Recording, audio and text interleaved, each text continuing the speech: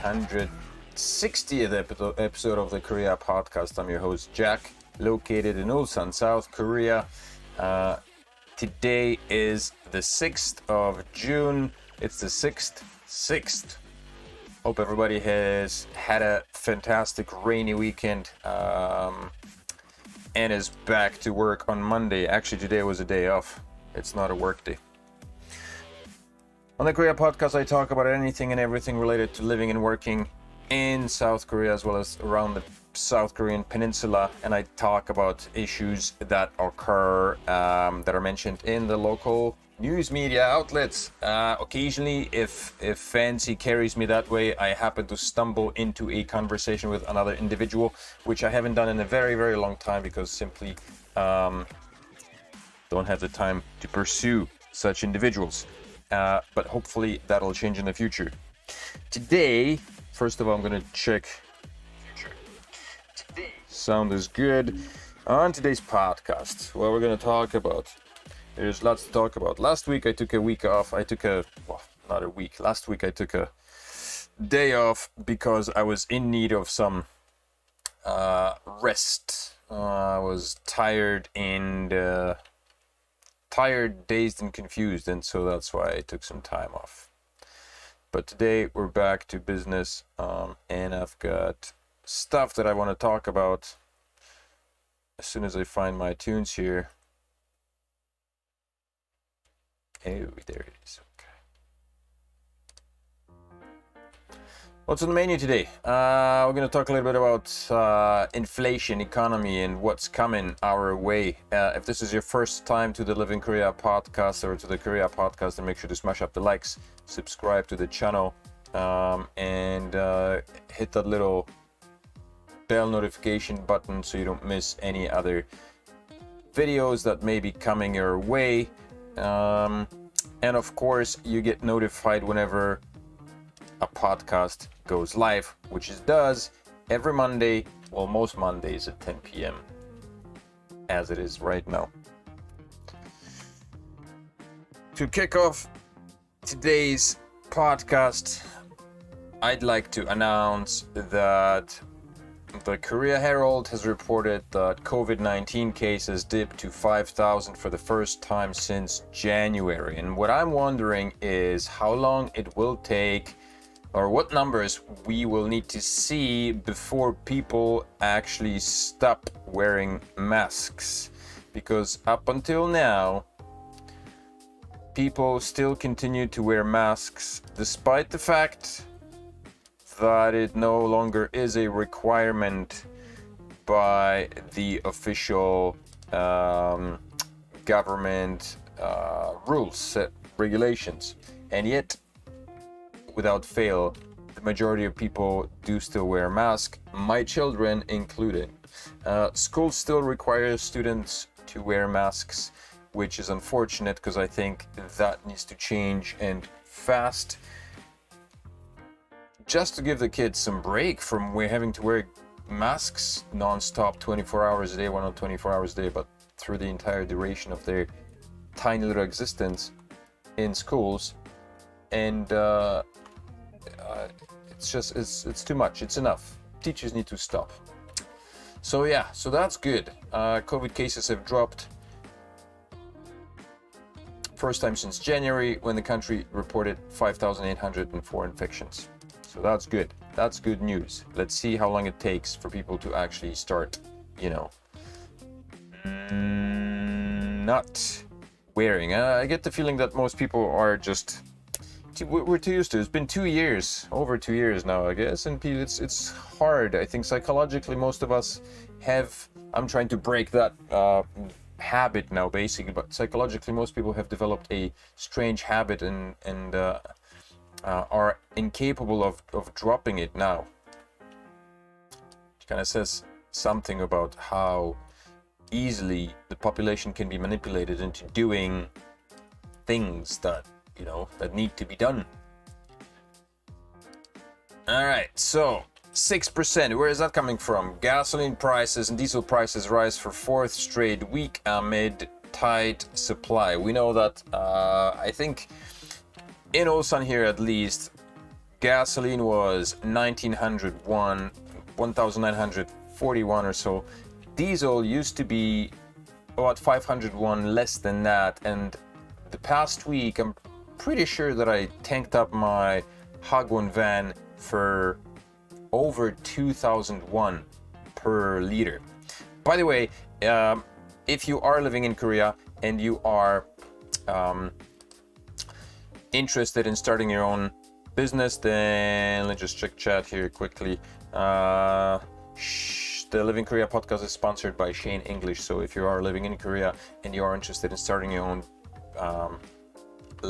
English language franchise language school, then make sure to get in touch with me and we can help you set up your very own language school with all the knickknacks and the gizmos and the bells and whistles. It's a turnkey business, 40 years of experience. We're located in 11 different countries, and we've got the entire curriculum, the entire shebang for elementary school levels, as well as a 3-year kindergarten program which you can implement into your school if that's what you would like to do.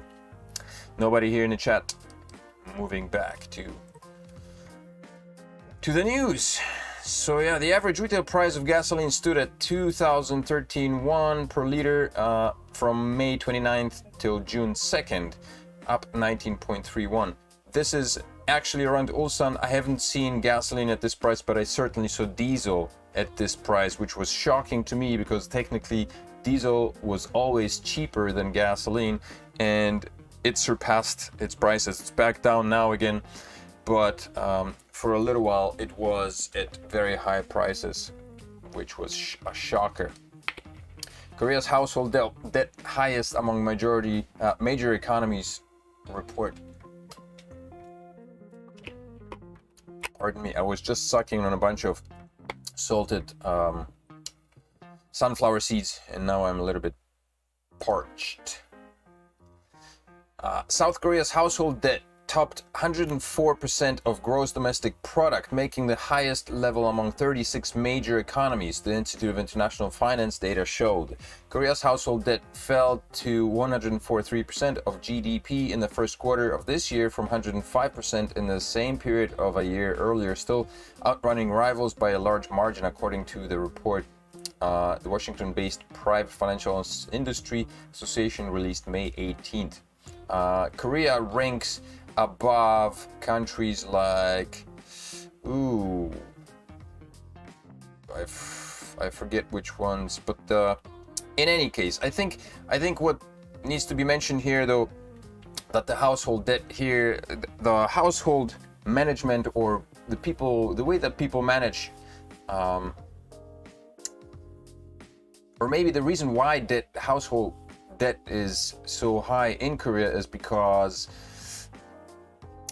rental fees are done slightly different in Korea. There is such a thing as key deposit, which is basically the entire valuation of the apartment for a lot of the time. So, or a large chunk of the value of the apartment. So for those who do not live in Korea, or for those who do live in Korea, just never thought about it, I forget which one it is, Jeonse or Yeonse. It's the name of a key deposit, basically. So it's about 200,000 or 200 million won, plus or minus $200,000, which is given to, if you are renting, is given to the landlord, and then that is repaid to the renter once they move out of the apartment. That's the idea. And in a lot of cases, most cases, people don't have that kind of money, so they go to banks to take a loan, which is actually, practically it's better to do that than to pay monthly rent, because monthly rent can set you back as much as 1,000 or 1,000,000 won a month, anywhere between 500 to 1,000,000 won, let's say, and that is money that you will never see again. But if you are making a key deposit to the landlord, which you then return or will get refunded once you move out, and the loan is taken out from a bank, then you have to pay the bank rather than the owner, and that loan is repaid by you to the bank, which means that you are paying for the loan, which means that that money is now yours, right? Whatever you manage to repay over the duration of your rental contract, that money is yours. So instead of giving the money in the form of rent to the landlord, you're basically repaying a debt to the bank, which then will be returned to you, because that's the amount of money that you no longer have to repay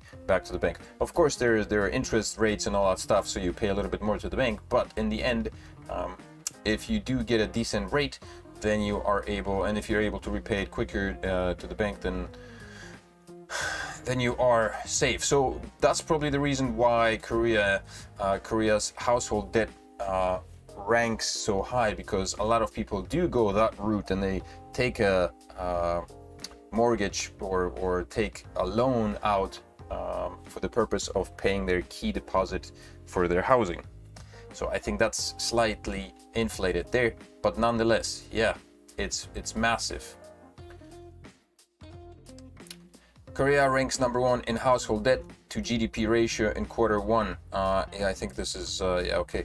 The country's household debt to GDP ratio came to 104% in the January-March period, followed by Lebanon with 97.8%, Hong Kong with 95%, and Thailand, and then Britain.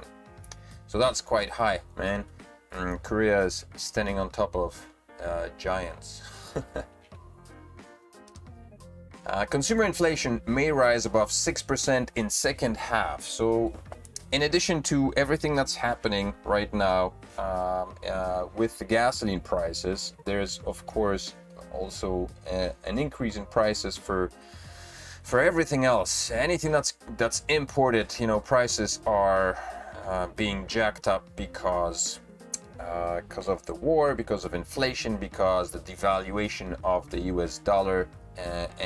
So Korea, I think, is we're going in the direction of the rest of the world. So right now, I don't know, I always walk around and I always wonder, you know, people are not really concerned about these things, but I think they should be. Everybody should be. Korea's inflation may reach over 6% in the second half, according to the Bank of Korea and analysts, after consumer prices accelerated at the fastest pace in nearly 14 years and hit 5 to 4% in May. The gloomy forecast comes as inflationary pressure continues to mount over surging prices of energy and food amid the ongoing war in Ukraine. Additionally, man, how do you read this word? Bargaining spending over eased social distancing rules and is anticipated to result in higher demand for goods and services, which correspondingly can push prices upward. The inflation growth may go on over pressure from the demand side, and that the growth rate may hover around the 5% range in June and July. There's a lot of stuff happening in June and July. I think there's some announcements. I was just, let me just see here. What announcements are coming out? Oh yeah, 2 important announcements.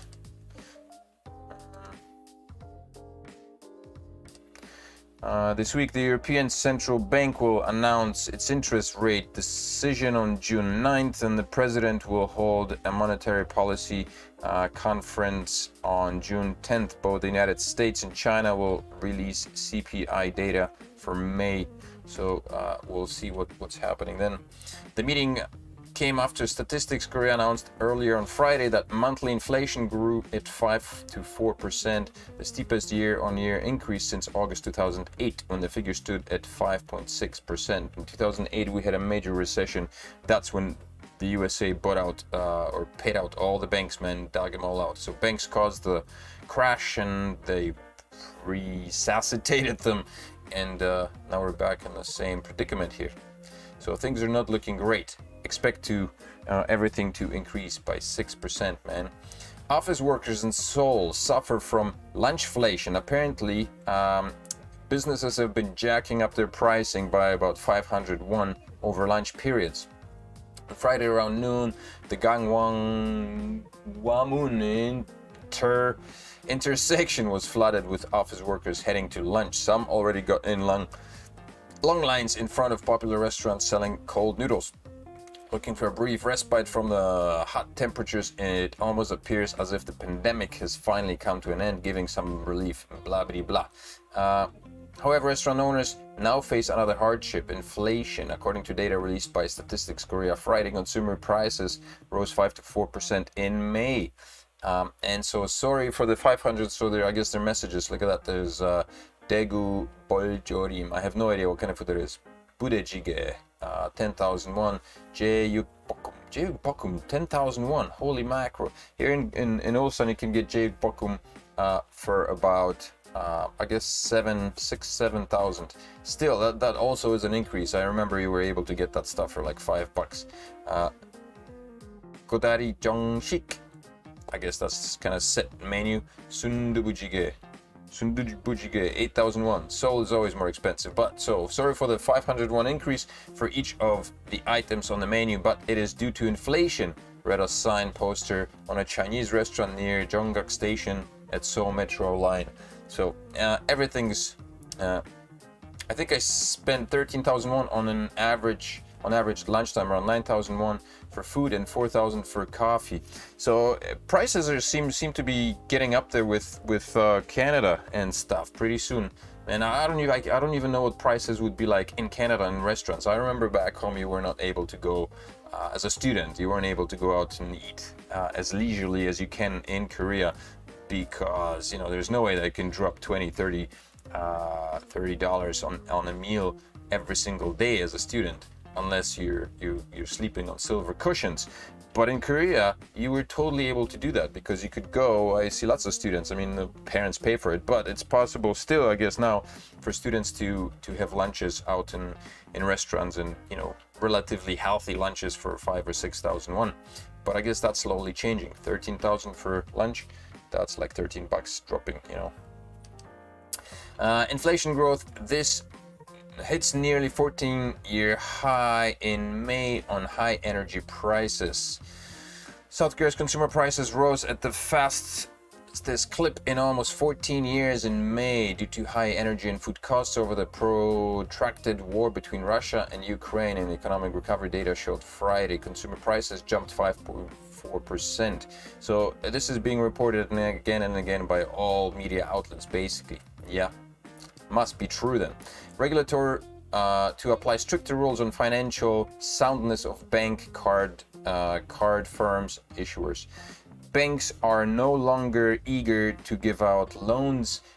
There are fewer loans given out by banks in Korea than there were over the past. The government plans to strengthen domestic regulations on financial companies' soundness requirements from early next month, aiming to proactively respond to growth, external financial risks. The financial authorities have not been applying an ultra-stringent approach to financial companies' soundness requirements since April 2020, in a move to provide necessary liquidity to households and businesses struggling during the pandemic. However, the authorities have now decided it is time to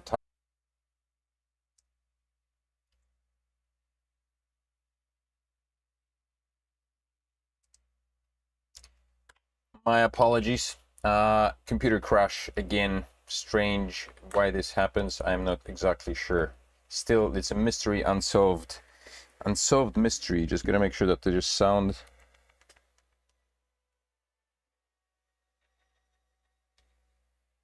No.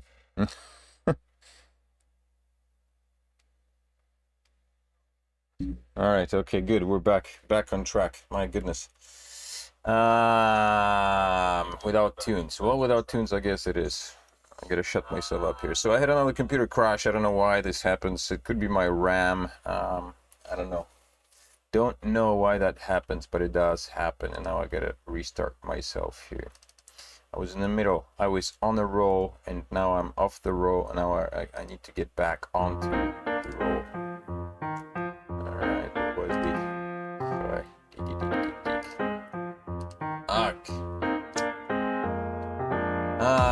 All right, so the financial authorities have not been applying as much pressure to the financial companies' soundness requirements as was expected. What else is new? Korea, pretty slack, man. The governments here and stuff, they like to complain. They don't do anything for a long time. There's no, and then no oversight, I guess. They make promises or they make decisions, but then they don't follow up on these decisions or promises. And then, when shit hits the fan, then all of a sudden everybody's scrambling and trying to keep up with the promises and do what was required or what was promised at last minute. However, the authorities have now decided it is time to tighten the reins again and warning signs. A typhoon. This is weird. A typhoon which includes economic crises has entered our country's backyard. Why? What's this flowery speech, man? President Mr. Yoon. Whatever. Expressing the need for education, precaution against unfavorable microeconomic factors. He made the comments to reporters on his way to work. That hurricane is right out there down the road coming our way, Diamond said. We know it. Why not use just regular language instead of, trying to tie it up into some weird metaphorical mumbo jumbo? Basically, we're all screwed. That's what it looks like. Things are not looking great.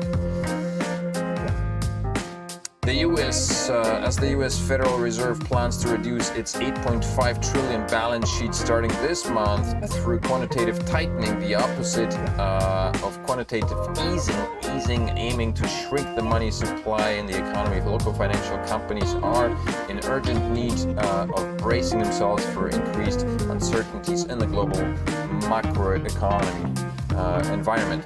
So, what was it, last year? I think a year ago? Or 2 years ago, right at the start of the cryptocurrency bull run, I think 2021. Yeah,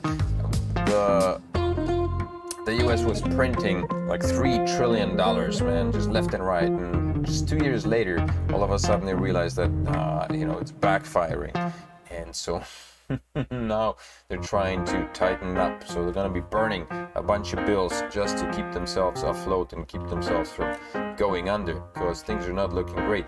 But going back to the whole banks, trying to fix up their, to clean house a little bit. There were a lot of complaints from the expat community here. I've heard and I've seen on Facebook that a lot of people were complaining that they weren't able to get loans, that banks were mistreating them, and I guess maybe that's probably the reason why. There's a lot of mistrust towards foreigners, because you never know who you're dealing with, right, as a bank. And I guess banks are a little bit afraid of money flowing out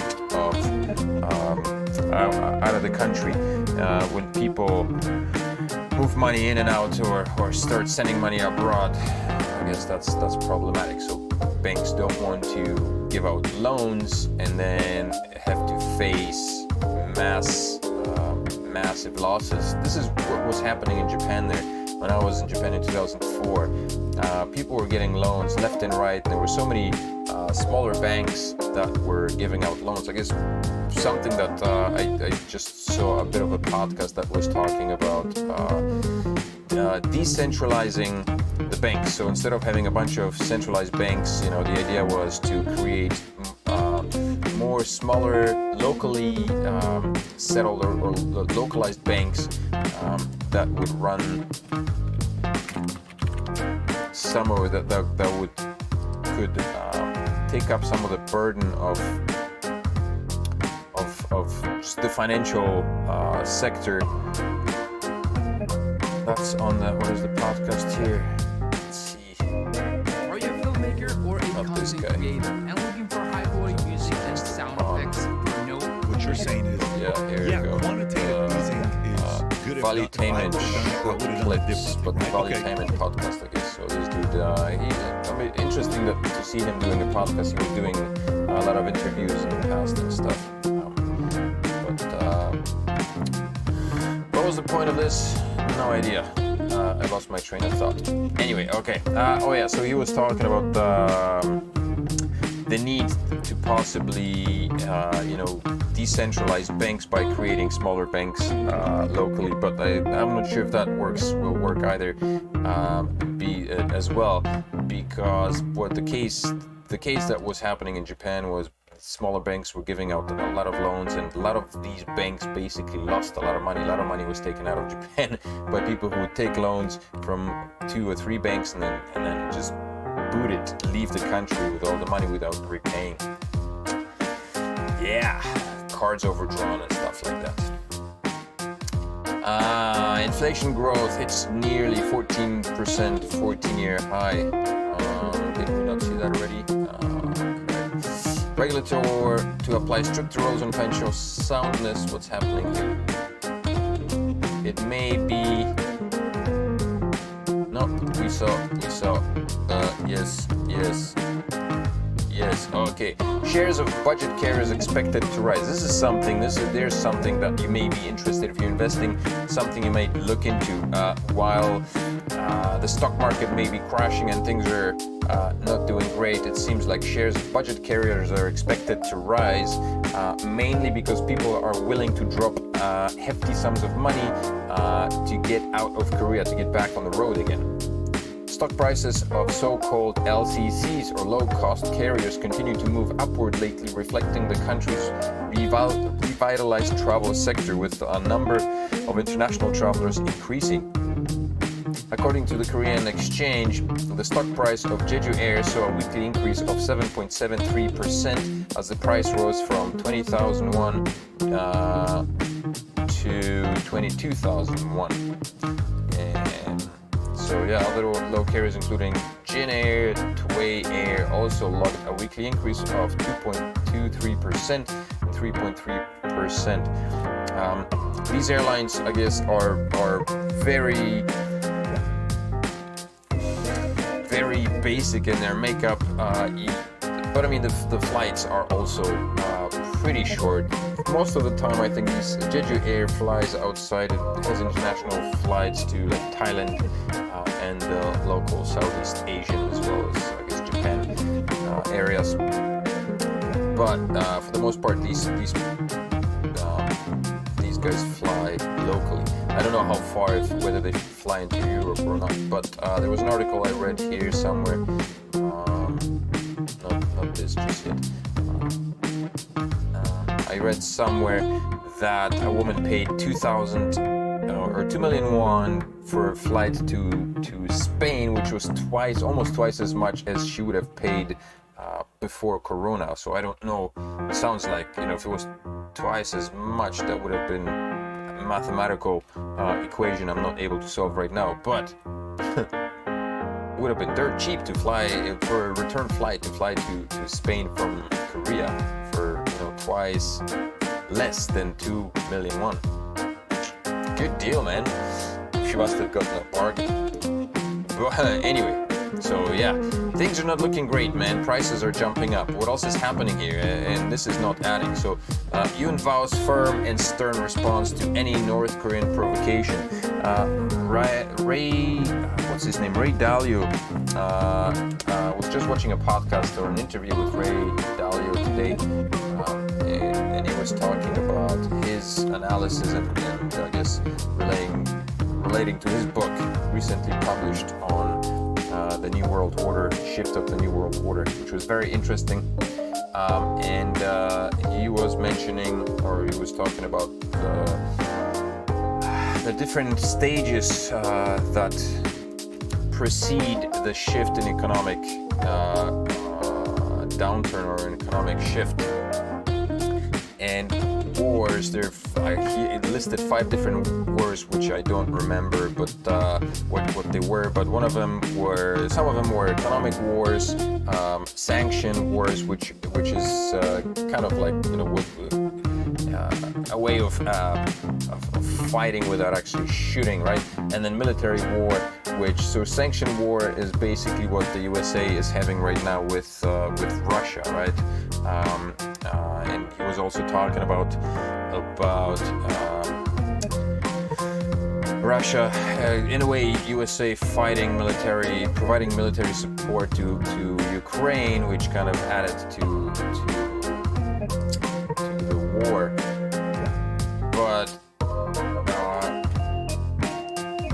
looks like USA is overextended on a number of fronts, and that kind of what killed Hitler as well. He was overextended. Maybe a bad comparison, but nonetheless. So Yoon vows firm. South Korea and USA are allies they have been for a long time, right? Since the Korean War, and so now it seems like USA is, tightening things up here towards North Korea. Yoon vows firm and stern response to any North Korean provocation. President Yoon Suk-yeol vowed Monday to respond firmly and sternly to any North Korean provocation as South Korea and the United States fired missiles in response to the North's missile launches the previous day. Right now, usually I take these things with a grain of salt and kind of dismiss them for the most part, but this year it's a little bit different. It feels a little bit different simply because of the overall sentiment that is present here in the global sentiment that's present. It's a bit off-putting, I guess. I'm a bit off-putting. I should be off-putting.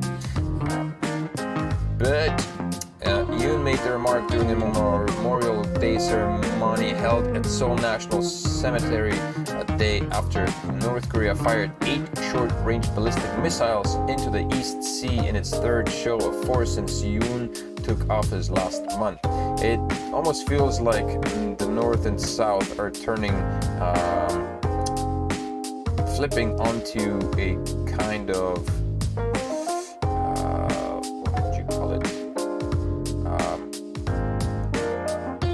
Cold War, like Cold War standoff, like the USA and Russia had, man, in the past.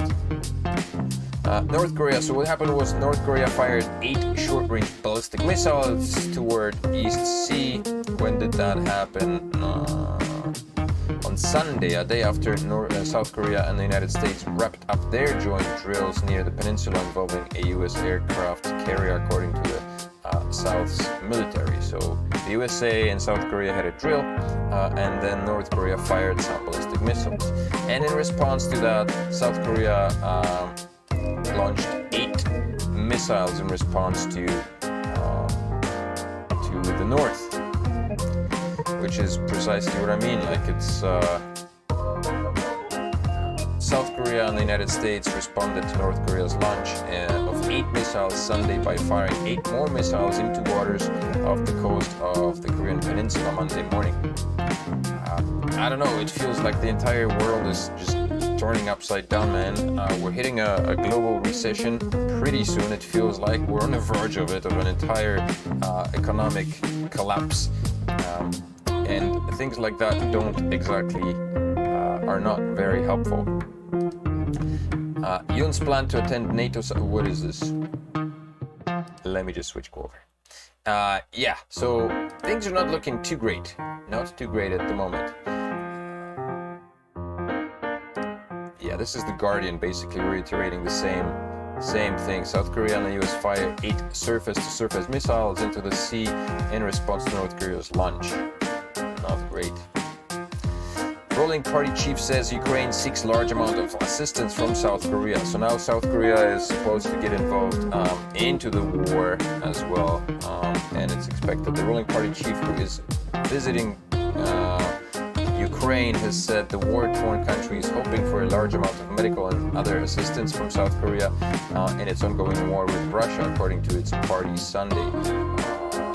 So that's going to be another expense for all the good people of South Korea. Concerns grow over possible summer blackout. This is something we have to look forward to, basically. KEPCO has been losing money, bleeding money left and right, it seems, according to this article. Massive amounts. KEPCO is in trouble. KEPCO registered a staggering operating loss of 7.7 trillion won, which is 6.2 billion in the first quarter of this year, compared to 5.86 trillion won operating loss for all of last year, which is shocking. Market experts say operating losses will amount to at least 17 trillion won and up to 30 trillion won this year, depending on the developments in the geopolitical area. Basically, KEPCO can't pay its own bills, which kind of, it's going to be painful, I think, for summer. Also, there is a rising increase in the need of energy in South Korea, which apparently KEPCO may not be able to keep up with. So we might be in for a very hot summer. Revenge spending gains momentum in Korea. There you go. This is the article I was looking for. Lee Ha-kyung, a 29-year-old office worker in Seoul, recently booked a flight ticket to Spain scheduled for early July. Due to a recent hike in ticket prices, she had to pay about 2 million won for a round-trip flight, recently double the price compared to that of pre-COVID-19 times. Yeah. Here's another thing. Cargo truckers go on strike to demand freight fare hikes. People want more money because inflation is a pain. So it's going to be a cascading catastrophe that we're going to be facing, I think. Price hikes will continue as global supply chains are being hindered, and shipments or prices are going to increase. And at the same time, the delivery companies will deliver companies and any other service sector workers will begin to ask for more money to balance out, the need. We'll begin to ask for more money in order to pay for the living, to be able to pay for the cost of living.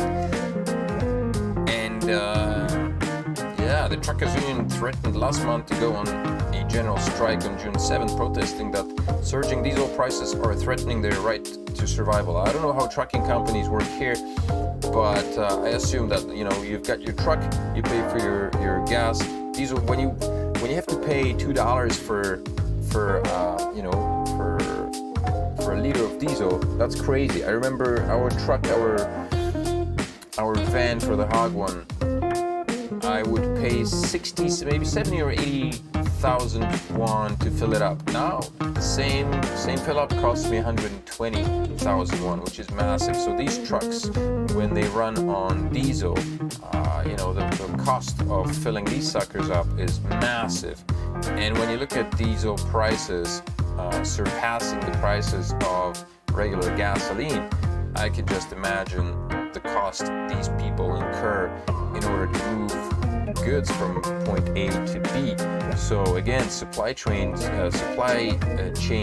are gonna push the prices of goods even further up. So it's gonna be a cascading chain event of just nasty things happening that will push prices even farther up. It's not just the sanctions, not just the lack of wheat or lack of oil, but also the fact that that these things need to be moved from point A to B, and the cost involved in that will be jacked up because people need more money.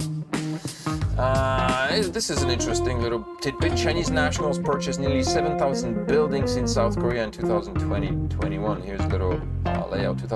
6,640 buildings were purchased in 2021, which makes up something like 78% of the total foreign buying in Gyeonggi province last year, and the rest is made up, I guess, by other foreigners. 408 buildings purchased by Americans. I don't know what the overall percentage of foreign nationals purchasing, like what this percentage means in relation to the overall ownership of buildings. But 7,000 buildings is a lot of buildings, and most of them are purchased in Gyeonggi province, which surrounds the capital city of Seoul.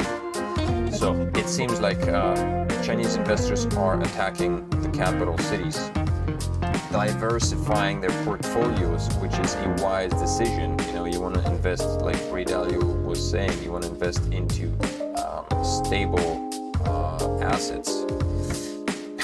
9 duck meat processing firms association fined for price fixing. They were fixing price. How? I don't know exactly. Korea's antitrust regulatory said Monday it was imposing a combined fine of 6.24 billion won on 9 duck meat processing firms and their association for fixing prices and the supply of poultry. So they were probably butchering chickens randomly, dumping them out in the backyard just to jack up prices on the birds. Yeah. Household loans fall 5 straight months, bank data. See? The amount of household loans extended by major South Korean banks fell for 5 straight months, bank data showed Thursday. The combined outstanding loans of the country's 5 first-tier lenders, including KB, Kookmin, Shinhan, Hana, Nonghyuk, and Uri, totaled 701 trillion won in end of May, down 1.33%. So there's a lot less money being lent out by banks because they're cautious, man. They're afraid. The World Economic Outlook International Monetary Fund says that beyond 2023, global growth is forecast to decline to about 3.3% over the medium term. War-included commodity price increases and broadening price pressures have led to 2022 inflation projections of 5.7% in advanced economies and 8.7% in emerging markets. What's going to happen is basically the gap between the rich and the poor is going to continue to widen because the oil companies are going to continue to make massive amounts of money while we continue to see price increase on that. And yeah, things are not going to be great. But I guess from the people with money that I've heard so far, Dalio and I forget the guy, the dude that wrote the book Poor Dad, Rich Dad, both stated that the last thing you want to do in a recession is to be cash rich. Take your cash, don't put it under your pillow or don't bury it in your backyard. Invest it into stable assets or assets that are protected against inflation. He was talking about some government bonds, inflationary government bonds that you can purchase in the States.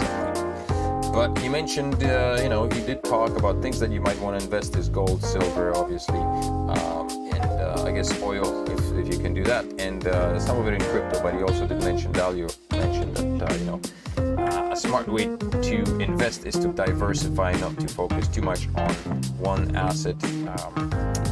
But yeah, well,